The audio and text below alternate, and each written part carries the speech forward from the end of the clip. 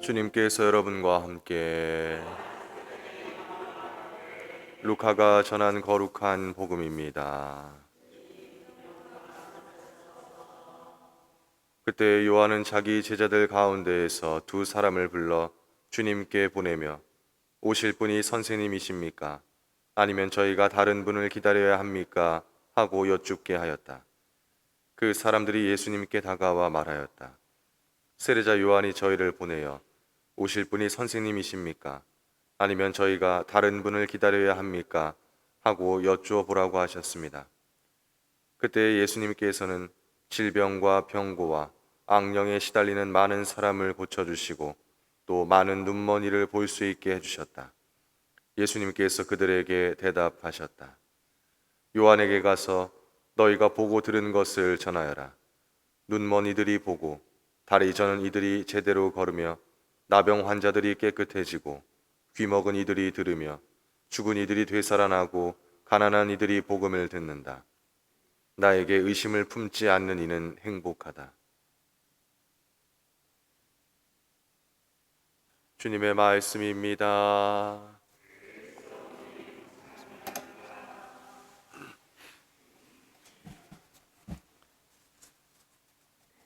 누군가를 혹은 무엇인가를 기다려본 경험들이 있으신지요? 좋은 만남을 위해 기다림은 필수적이지만 사실 이 기다림이 짧았으면 하는 마음입니다. 더군다나 기다림의 대상을 잘 모를 때에는 기다리는 시간이 더욱 힘들어지기 마련입니다.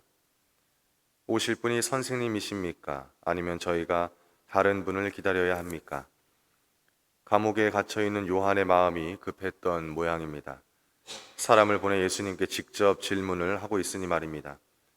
과연 우리 모두가 기다리고 있는 그분은 누구일까요?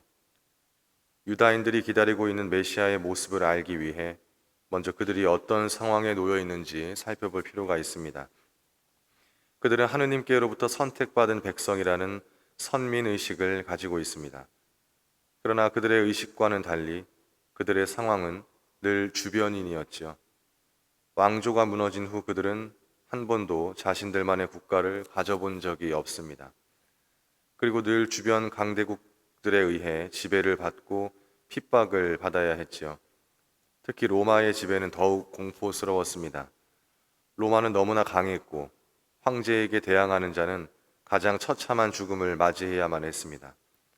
이 같은 상황에서 유다인들이 기다리는 메시아란 그들의 압제에서 해방시켜줄 정치적 영웅 같은 존재였습니다. 과연 예수님께서는 유다인들이 생각하는 정치적 영웅의 모습을 한 메시아일까요? 예수님은 어떤 분이신지요? 아니, 그분은 어떤 일을 하시는 메시아인가요? 눈먼이들이 보고 다리 저는 이들이 제대로 걸으며 나병 환자들이 깨끗해지고 귀먹은 이들이 들으며 죽은 이들이 되살아나고 가난한 이들이 복음을 듣는다. 병들고 버림받고 죽음의 나락으로 떨어진 이들에게 기쁜 소식을 전하는 분이십니다. 세상 가장 비참하고 고통스러운 곳에 있는 사람들에게 이제 거기서 나오라고 손을 내미는 분입니다. 그분이 가져다 주시는 구원은 바로 이 같은 모습입니다. 우리가 기다리는 하늘나라가 바로 이런 모습입니다. 사랑하는 형제 자매 여러분, 우리가 기다리는 분이 어떤 분이신지 다시금 깊이 생각해 보시면 좋겠습니다.